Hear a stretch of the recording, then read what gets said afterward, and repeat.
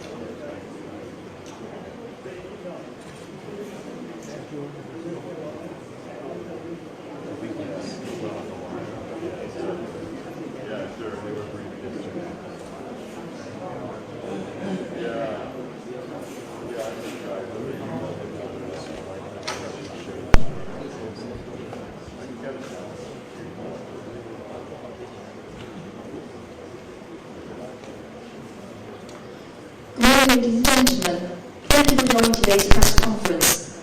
This event is also live streamed by Huawei's official Facebook, Twitter, and LinkedIn accounts in English, Spanish, Japanese, French, and Arabic. We welcome audience who are joining us online.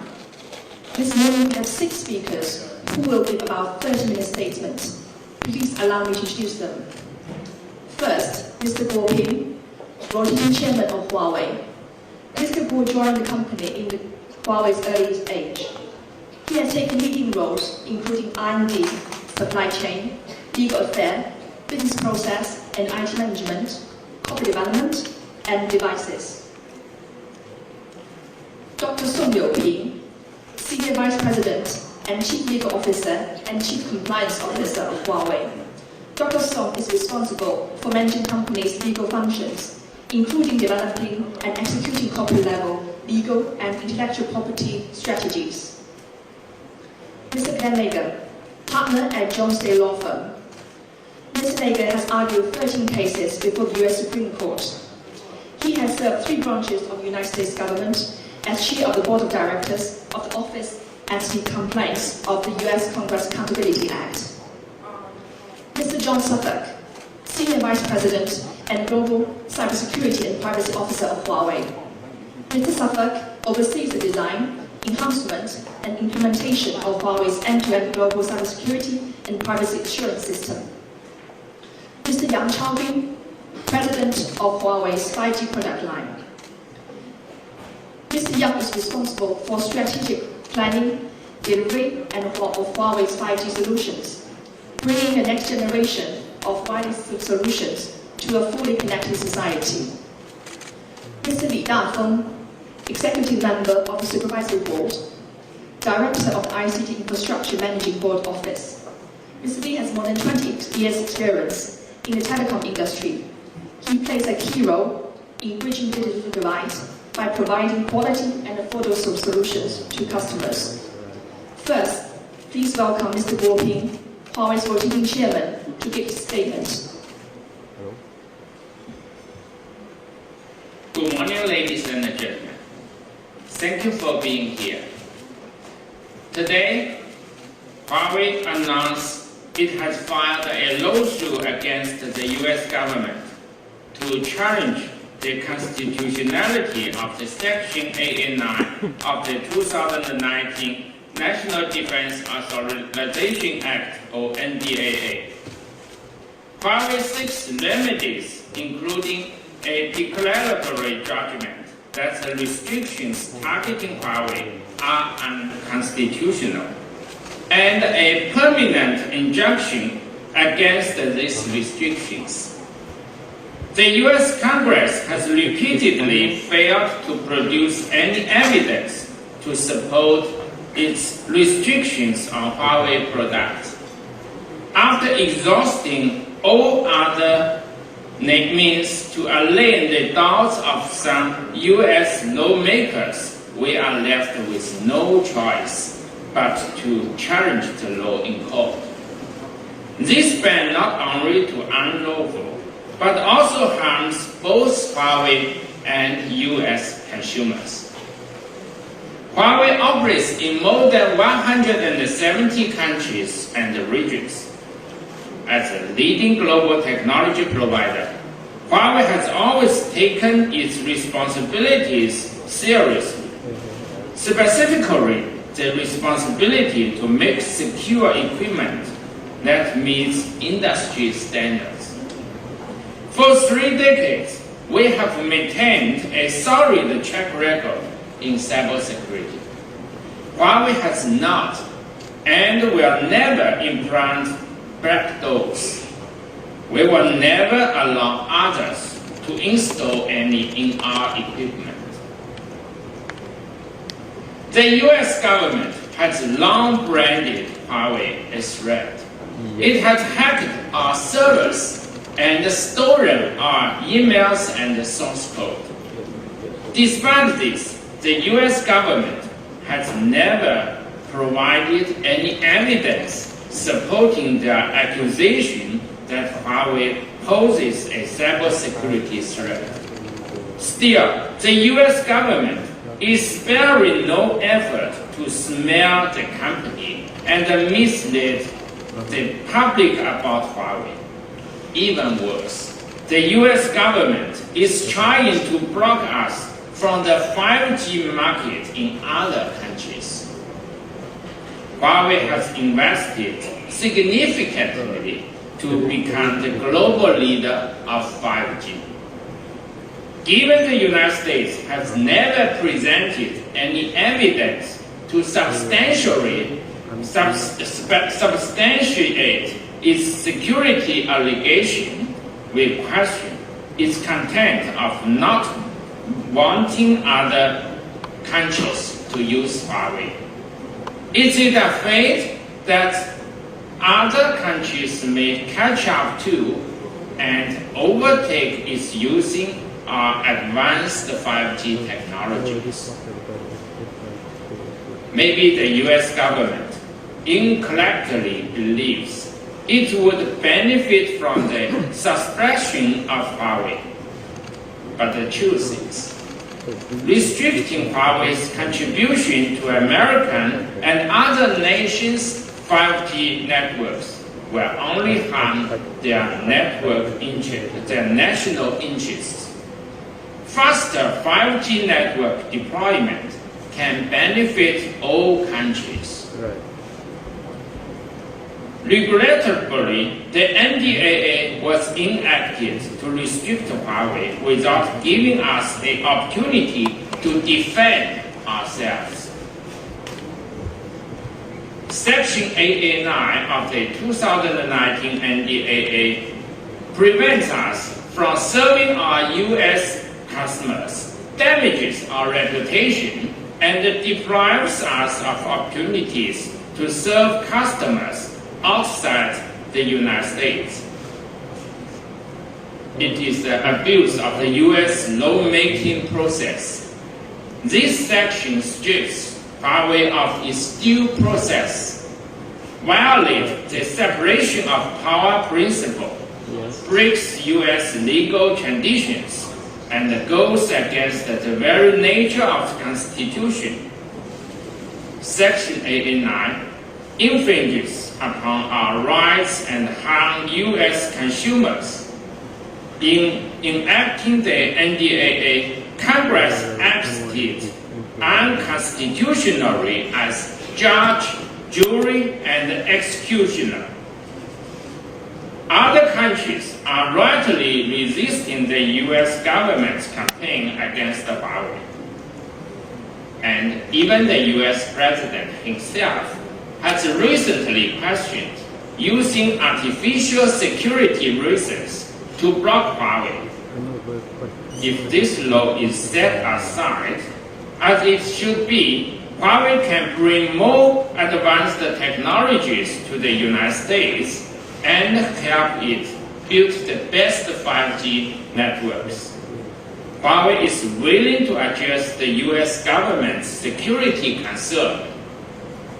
Lifting the NDAA ban will give the US government the flexibility it needs to work with Huawei and solve real security issues. Huawei are compelled to take these legal actions as a proper and a last resort. We look forward to the court's verdict and trust that it will benefit both Huawei and the American people. Thank you.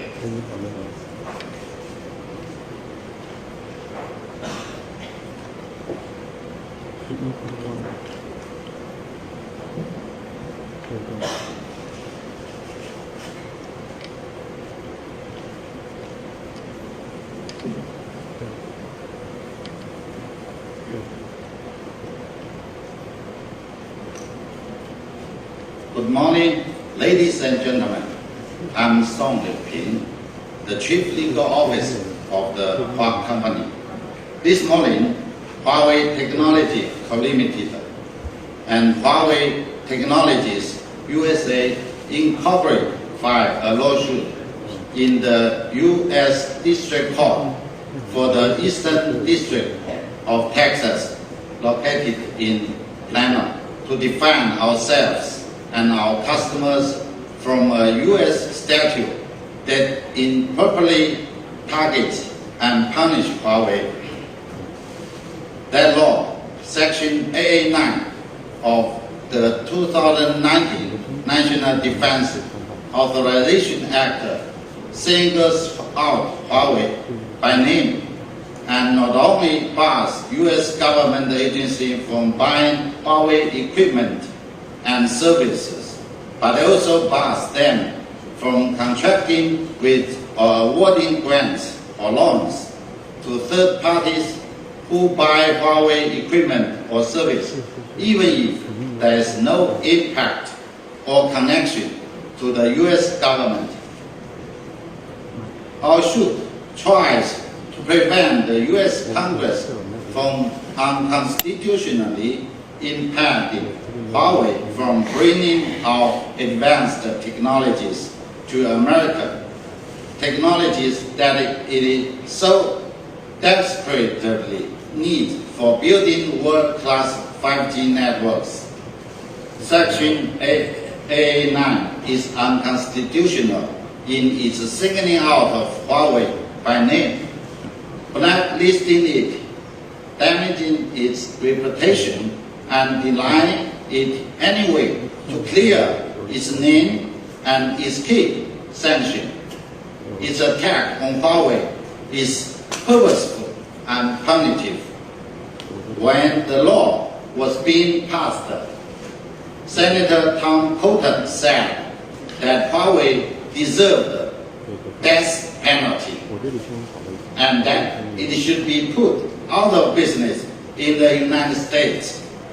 And Senator Mark Rubio smelled Huawei as a charging horse that shouldn't be in business in the United States in any capacity.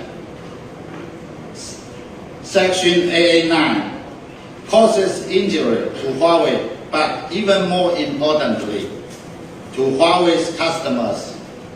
It prevents Huawei from providing its world-leading technologies to any company that does business with the U.S. government, regardless whether Huawei's products are used in service of the government. In doing so, the statute is punitive, pure, and simple. And in doing so, the statute denies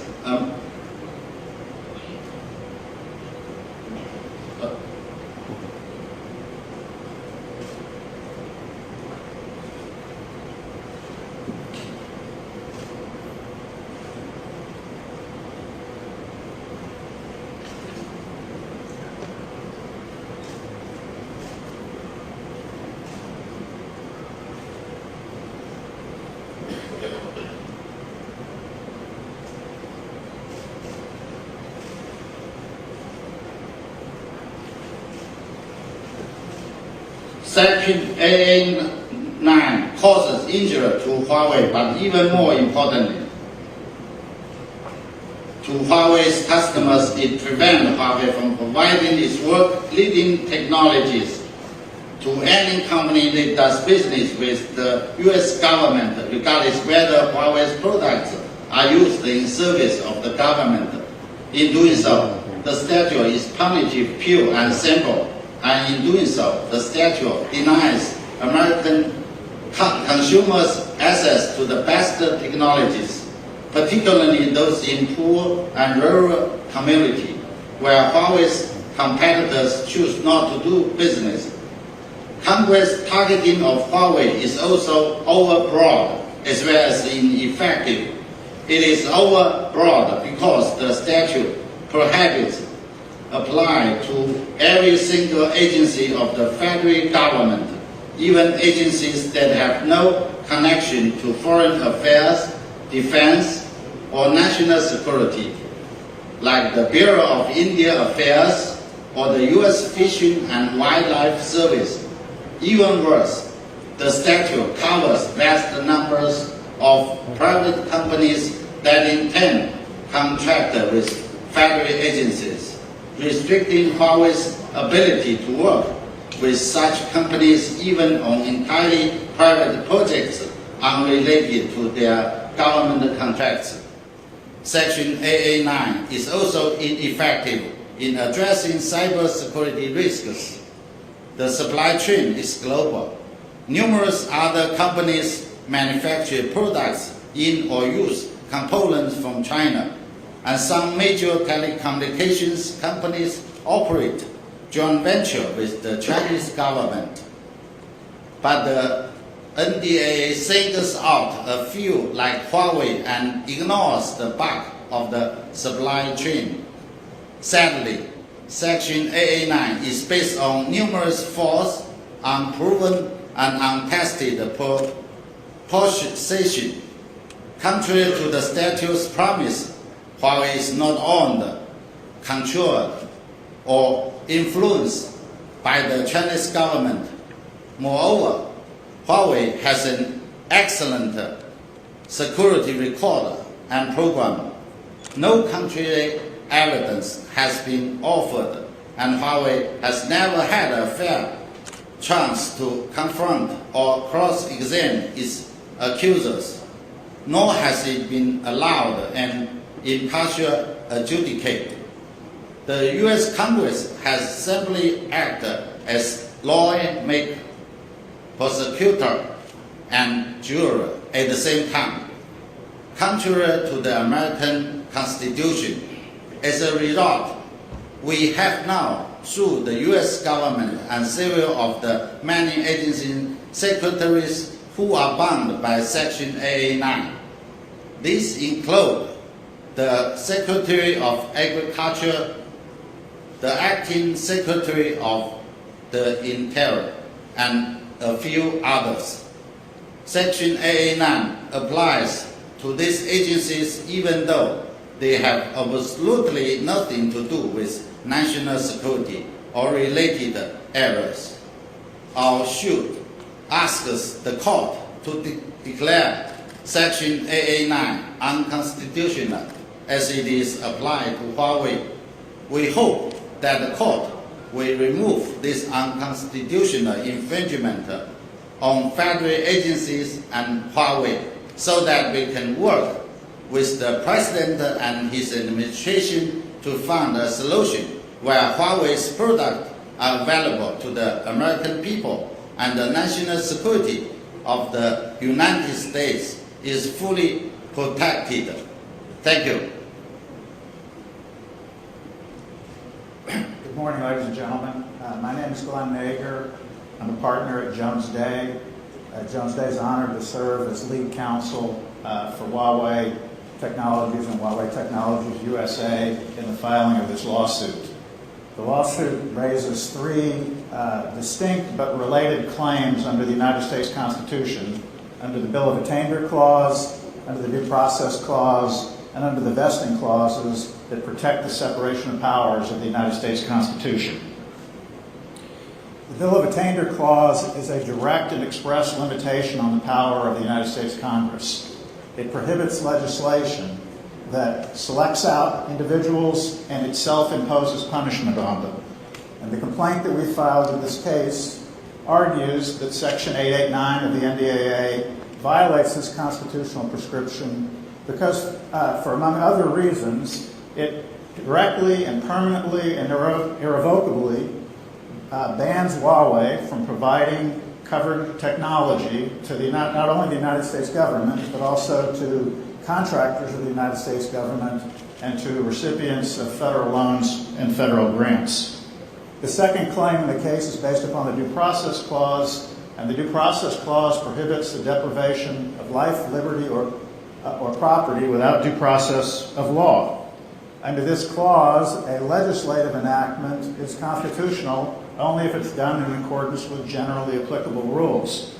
And our complaint in this case argues that Section 889 is not such a generally applicable rule because it selects out Huawei and targets it, and it precludes it from selling its covered equipment to the federal government, to federal contractors, and to loan and grant recipients. And indeed, Section 889 stigmatizes Huawei by insinuating that it's a tool of the Chinese government and is thus a security risk, which Huawei fundamentally denies. Finally, the Constitution's vesting clauses separate the legislative and executive and judicial powers of the United States and lodge those powers in distinct branches of the United States government.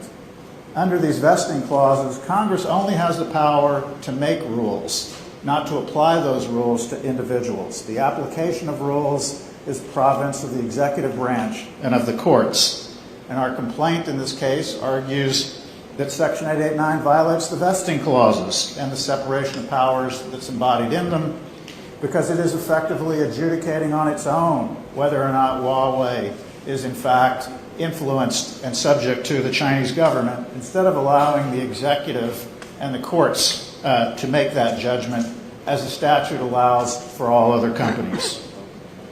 It's worthy noting that in signing the 2019 NDAA, the President of the United States objected that the NDAA violated separation of powers in a number of respects and constituted legislative overreach.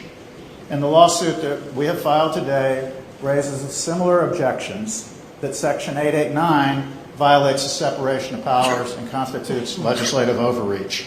We look forward to pursuing these claims in the federal courts. Thank you.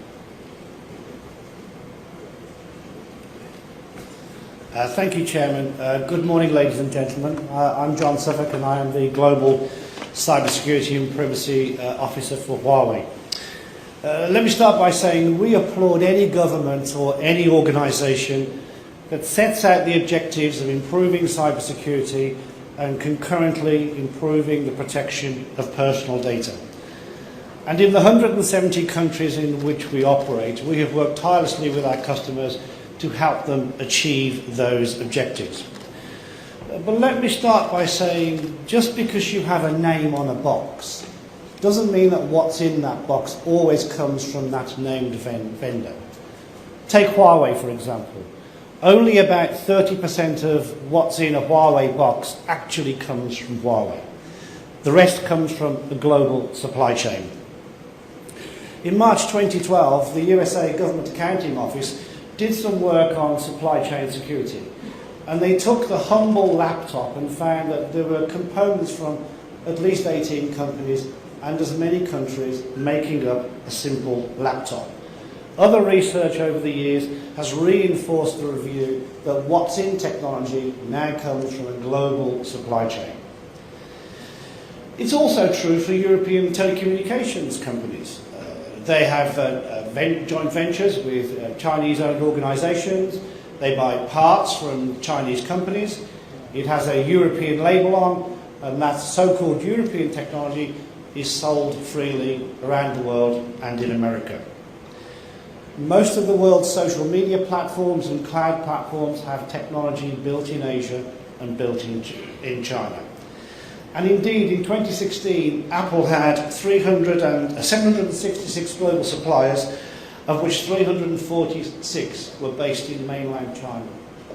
And at that time, over half the iPhones were manufactured in China as well. Now, this global supply chain generates many thousands of weaknesses and vulnerabilities. As we all accept, there is no such thing as perfect technology. In 2017 and 2018 alone, there were 30,000 such published vulnerabilities from companies who do publish vulnerabilities. 9 out of the top 10 organisations publishing vulnerabilities were American companies. 2017 also saw the splurge of malware, whether you want to look at WannaCry or Petya or Locky, or even hardware issues from companies such as Intel. None of that is coming from Huawei. Now, all governments and all companies can do more on their cyber security hygiene. There is more that we can do. And we are not short of knowing how to do cyber security hygiene to protect ourselves from almost all of the hackers other than the ardent, well-funded environments. There are many international standards, there's the ISO range, the NIST range, there's many best practices.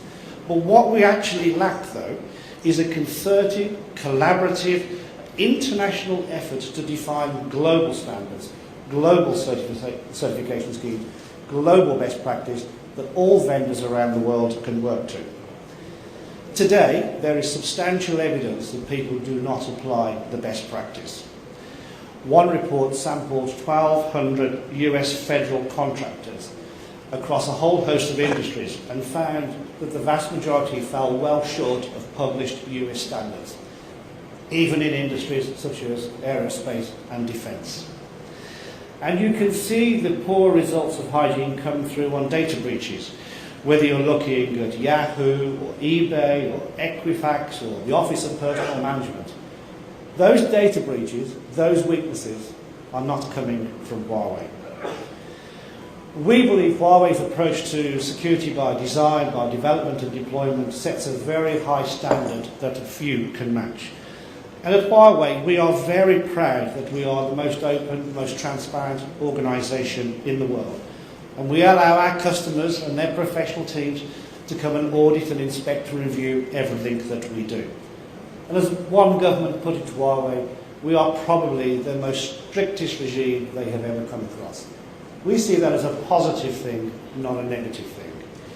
We are proud that we provide our most precious intellectual capital for people to come and inspect.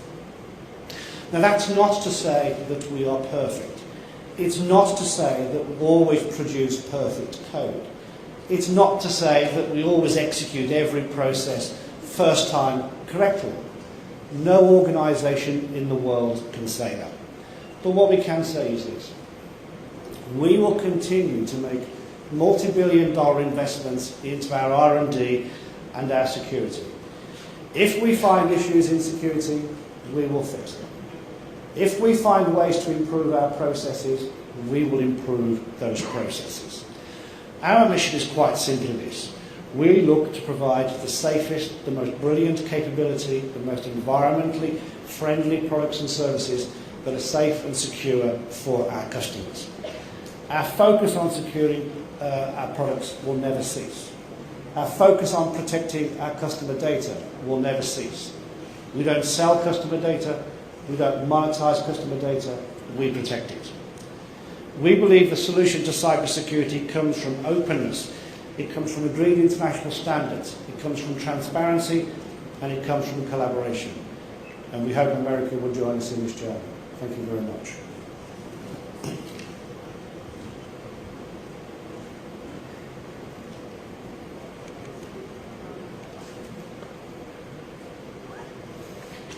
Distinguished guests, good morning. I'm Yang Chaobin, President of Huawei 5G Product Line.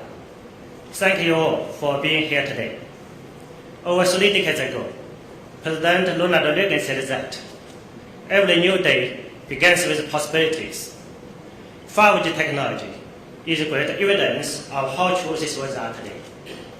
Compared with 4G, 5G can deliver fast speed, low latency, and more secure connections.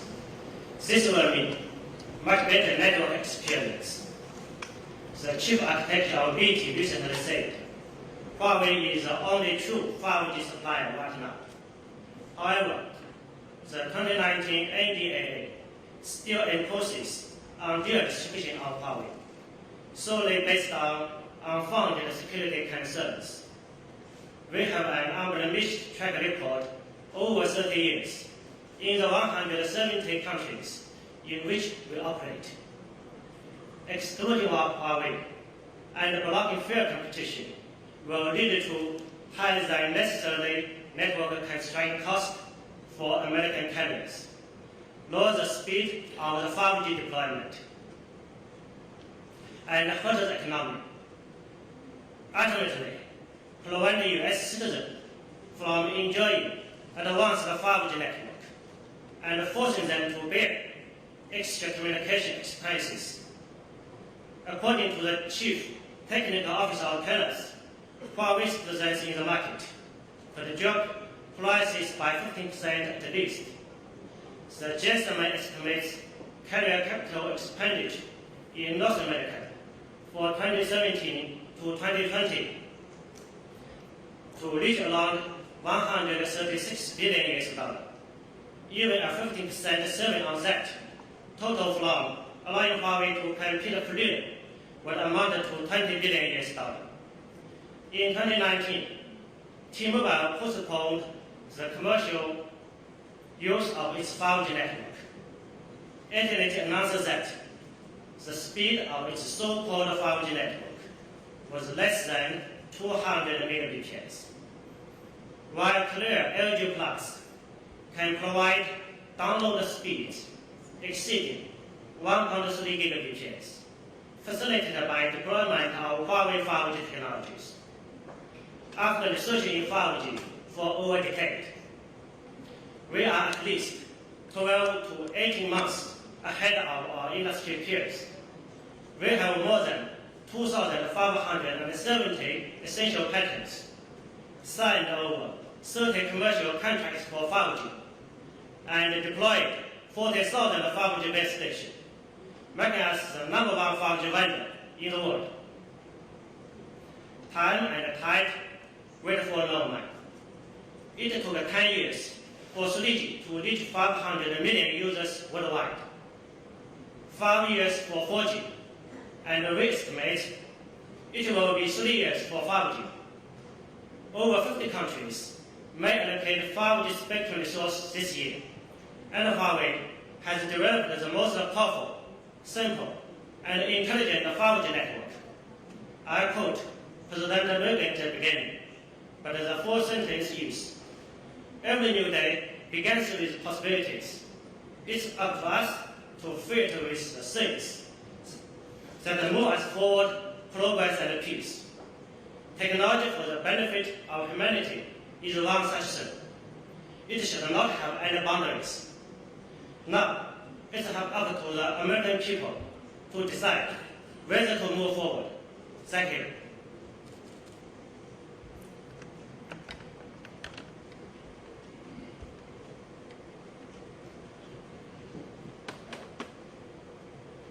Good morning, everyone. Thank you for being here today. I'm the Executive Director of the Supervisory Board and the Director of the ICT Infrastructure Management Board Office. I worked in Africa for nearly 10 years. In 2011, mobile payment was not started in China, but when I traveled to Kenya, I was so surprised to find that many Kenyan people made payments and transfer via Safaricom in person. Our mobile banking services. Our mobile phone was not only for communication, but a part of life. Now, 90% of Kenyan adults use M-Pesa, which reduces the use of cash. Crime also falls. From then on, I have been a strong believer that everyone in the world should be connected and entitled to enjoy the benefit of technology. Today, as many countries on the cusp of implementing 5G, what we need is open and fair competition. Instead, the U.S. government is using legislative overreach to interfere with the market. As it stands, it can't deploy the most advanced 5G technology on behalf of market players. Politicizing 5G will only cause damage to industry and businesses, and it will inevitably inhibit U.S. consumers from reaping the potential economic and social benefit of 5G. Though we don't have many customers in the U.S., we have always driven to serve them with the best products and technologies. We believe even those living in rural, mountainous, and far-flung areas deserve to be included in the digital world. Every satisfied customer means that 20,000 or 30,000 residents in Kentucky, and Tennessee can also enjoy high-speed internet as a result of our effort. Moreover, a market lacking in competition drives up the cost of network deployment. These costs are ultimately shouldered by consumers. As Ms. Jiang Xiaoping just stated, Huawei's participation could save the North American capital expenditure a minimum of $20 billion in 4 years. Currently, Huawei has over 1,000 employees working across 7 offices in the U.S. We also invested substantially in American telecommunications industry, including by establishing partnerships with hundreds of American companies. We purchased billions of dollars worth of components, equipment, and software from this company every year. The NDAA law can only tell Huawei's long-term commitment to invest more to hire more here. Though the world has made great progress in building an interconnected world, we should never forget that there are still more than 3.8 billion people who are offline, many of whom are Americans, and over 1 billion people without mobile broadband coverage. To be better connected is a relentless pursuit of humankind. No one should more obstacle in the way. Thank you. Thank you for all our speakers, and thanks audience for following us by the live feed. Now we will take about 20 minutes to take questions from the floor, and because of time limit, please ask one question at one time. Please also give your name, organization, and ask the question in English. Dr. Song Liuping, Huawei Chief Legal Officer, will take the leading role in answering questions. Sorry. Hi there. Hi, I'm Sharice Pham from CNN. Thank you so much for having this press conference here. So my question is, critics say, look, a lot of U.S. tech companies have also essentially been locked out of the Chinese market, and they don't have recourse. They don't have access to a transparent rule of law in China, and they can't sue the Chinese government the way that Huawei is suing the United States now. And again, this goes to this unfair playing field between the U.S. and China. What do you say to those critics? 您好，我是来自于 CNN 的记者，非常感谢今天邀请媒体过来。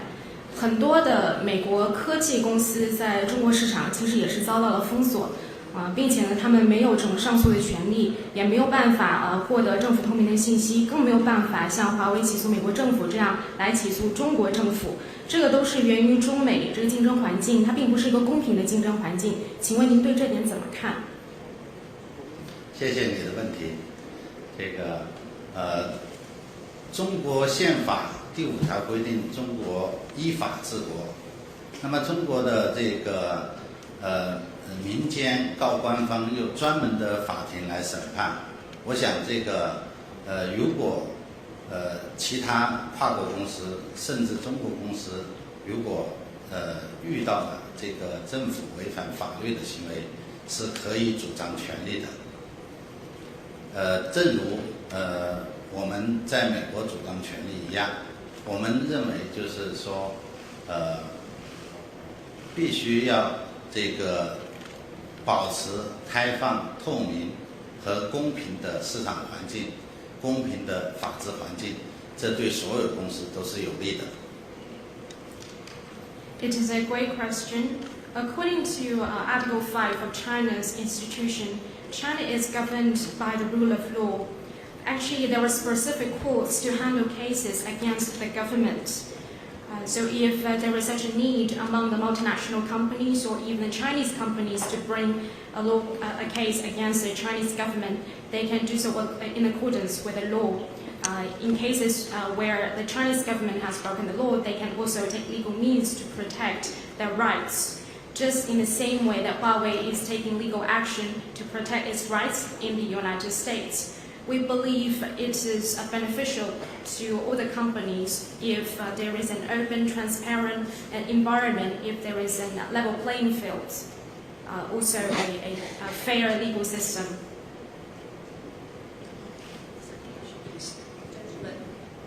In front of me, please.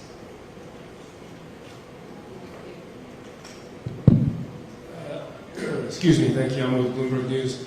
I wanted to ask, how would you put your chances of winning the lawsuit, given that there was an earlier case with the Russian software company Kaspersky that was very similar, but then was dismissed? Thank you. 我是来自于彭博社的记者，请问您是怎么评估华为这次案子的这个胜诉的概率的？之前有俄罗斯的软件公司卡巴斯基也提起过类似的诉讼，所以想请您评估一下这个胜算的概率是多少？我们认为，国防授权法案889条针对华为的这个内容，这个违反了美国的宪法。具体来讲，它违反了美国宪法的3个内容。第一就是剥夺公权法案，第二个是这个程序正义法案，第三个是三权分立原则。The restrictions in Section A9 of the 2019 NDAA targeting Huawei are unconstitutional. And the reason why we believe so is based on 3 aspects in the U.S. Constitution. First, the Bill of Attainder Clause. Second, the Due Process Clause. And third, the Separation of Powers Principle. 我们认为，专门针对一家公司选择性的来施以限制措施，这是违反宪法的基本精神的。我们不对其他公司的案件进行评述，但是我想说的是，2个公司的这个法律事实和这个适用对象，它是法律的适用范围都不一样，所以它很难进行比较。但是我们对本案是充满信心，我们认为我们的事实和法律的依据是充分的。The restrictions selectively target one company, and we believe such restrictions are unconstitutional and it contravenes the fundamental legal spirit of the Constitution. We cannot comment on other companies' cases, but I do want to point out that the 2 cases are different in terms of the facts and evidence and the scope and the entities subject to the provisions. So it's very difficult for us to compare these 2 cases because they're not comparable. And we believe that our case has a full merit and the facts and evidence to support it. Dan from Wall Street. Good morning, Dan Strumpf with the Wall Street Journal. Huawei executives have repeatedly said that Huawei's business in the U.S. represents just a fraction of its total revenue that it generates around the world. I was wondering why, if that's the case, Huawei feels the need to challenge the NDAA with a lawsuit such as this. And I was also wondering if Huawei realistically believes that the end result of this lawsuit will be Huawei competing in the 5G rollout in the United States. Thank you. 我是来自于《华尔街日报》的记者。华为的高管多次反复地提到了华为在美国的业务产生的这个收入只占到华为在全球这个业务收入的很小一部分，所以非常好奇的是，华为为什么选择通过法律手段，现在要挑战这个2019 NDAA 财年的 NDAA？ 那么我同时还很好奇，就是华为从现实的角度来看，是否认为通过这个法律行动，真的能让华为在美国参与5G 的竞争？华为当前在美国的销售额不大，但是这个法案它的影响是深远的、广泛的，对华为的伤害是严重的。它排除了华为参与美国市场竞争的机会，它排除了这个与政府合作的，它不仅仅是限制这个华为与政府参与政府的项目，它同时还限制了这个其他与政府合作的厂商来选择华为，所以它对华为的影响是深刻的，是重大的。我们希望通过这个诉讼来排除这种法律上的限制，这种违反这个宪法的限制。我们希望获得公平的市场竞争机会，我们也希望这个把优秀的、领先的5G 技术带给美国人民，作为它的一种选项。Huawei's current sales revenue from the United States is indeed not a big one, but in fact, the act has caused a profound and material impact on us, and it's also caused a serious damage on our global reputation, because Huawei has been denied the opportunity to compete in the US market, and the act applies to not only the government agencies, but also to the vendors working with the US government. So the impact is profound and material. We're taking the legal action trying to overturn the legal restrictions which are unconstitutional. We hope by doing this, we're able to get a fair chance to compete in the US market so that we will at least offer the US consumers one option, which is our leading superior 5G technologies. Gentleman on the second row on my left.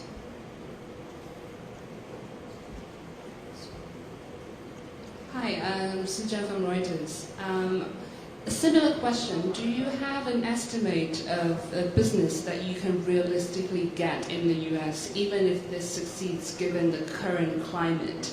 And do you expect the outcome of this case to help your problems with Washington and its allies globally elsewhere? Thank you. 我是来自于路透社的记者，类似的一个问题，想请问华为，对于当前的这个诉讼，如果胜诉以后，考虑到当前的大环境，务实的估计、现实的估计一下，这可以带来在美国的业务规模是多少？那第二个问题就是，您觉得这起诉讼会有助于改善和华盛顿以及美国其他盟友的关系吗？第一，我们通过诉讼主要是主张889条违反宪法的规定，这个损害了我们的合法权益。那么市场份额的多少，实际上取决于市场的竞争。我们希望通过我们的提供优质的产品和服务，来赢得更多的市场。那当然我们也保持开放的心态，跟包括美国政府在内的各国政府沟通，包括这个跟他们探讨这个网络安全的这个他们担忧的问题，找到解决方案，把这个回归到这个技术的标准的这种解决问题的方式，而不是政治的解决方式。Firstly, we're taking legal action to argue that this law is unconstitutional, and we're doing this to protect our rights. As to your second question about the market share, I think that at the end of the day, market share is a matter of competition. So we would like to, through competition, win a bigger market share by providing superior products and services to the customers and consumers. And for sure, we always stay open to engage with different governments, including the US government, in discussions of their cybersecurity concerns and trying to work together to work out a solution towards those concerns. We hope that the discussion can come back to a technical discussion about the standards and the technologies instead of based on politics. The gentleman on the left, please.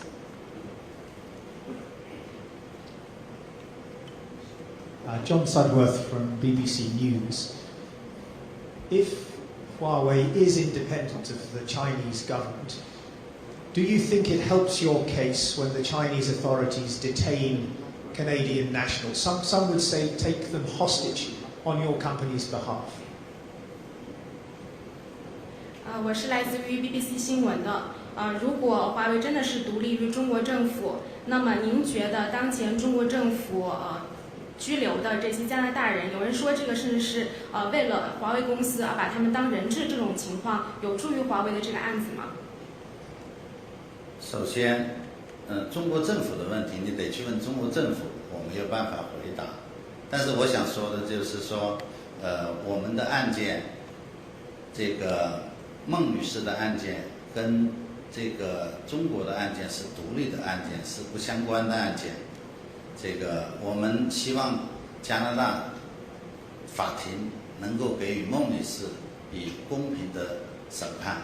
我们作为同事也期待孟女士能早日回来。Firstly, with regards to the part of the question related to the Chinese government, I cannot speak on behalf of the government, so I suppose that you have to take the question to them. And regarding the cases, I think Ms. Meng's case is an independent case from the cases in China. And we hope that the Canadian courts will grant Ms. Meng a fair trial. And as a colleague, I look forward to her early return. Yes, please, this gentleman. From Al Jazeera, you say that Huawei is not influenced or controlled in any way by the Chinese government. But if the Chinese government were to ask you to pass on a customer's information in the interests of national security, would you say no? 在发言当中，您提到华为公司没有以任何的方式受到中国政府的影响或者控制，但如果中国政府因为国家安全的理由要求华为传递客户信息给中国政府，那么这种情况下，华为公司会说不，会拒绝吗？首先，中国政府官员在各种场合多次明确地提到，中国政府要求中国公司在全球开展业务的时候要遵守当地国家的法律。第二，中国政府也明确表示，中国没有这样的法律要求企业或者个人去安装后门，去收集其他国家的信息和情报。我们华为在全球运营有30年的历史，我们服务全球170个国家，我们服务的人口有30多亿人口。那么我们从这些历史看，我们保持了良好的安全记录，我们从来没有收到任何政府要求我们这个安装后门或者收集别人情报的请求。这个到目前为止还没有包括中国政府。那我们认为就是安装后门威胁其他国家安全，或者是收集情报，对于一个商业公司来讲就等于自杀。所以我们会在法律的框架下来配合各政府依法来进行配合工作，包括各国家这个明确要求的，像反恐，像这个阻止犯罪，但是必须在法律的明确要求下，超出法律的要求我们都会拒绝，无论它是来源于哪个地方。First, the top officials of the Chinese government have made it very clear on multiple occasions that the Chinese companies need to comply with the local laws and regulations when they're operating globally. Second, the Chinese government has also made it clear that China has no laws requiring enterprises or individuals to install backdoors or collect intelligence from another country for the Chinese government. Huawei has been operating in over 170 countries, serving 3 billion and plus people over the past 3 decades. We have kept a sound security record, and we have never received a request from any government, including the Chinese government, asking us to install backdoors or collect intelligence. As a business organization, I think that the installation of backdoors or being a threat to a country's national security or collecting intelligence are something equivalent to committing suicide.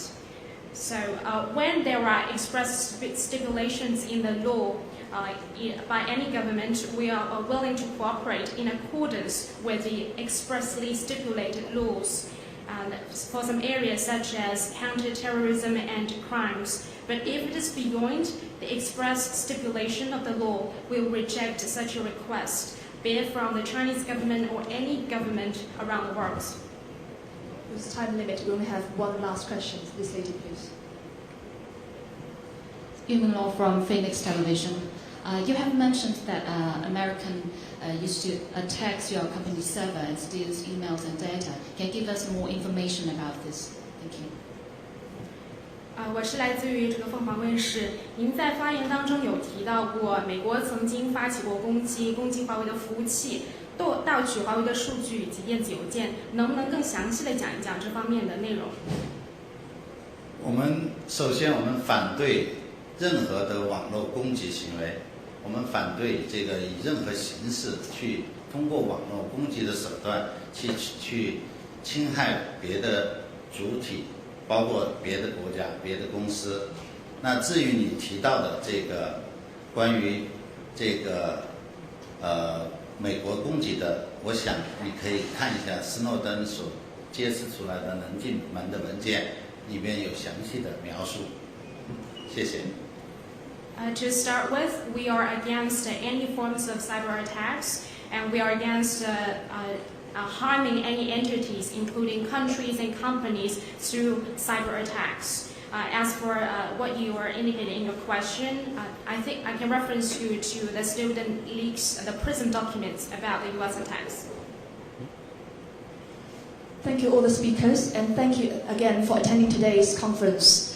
Let's conclude today's session. Thank you all. Thank you. Thank you.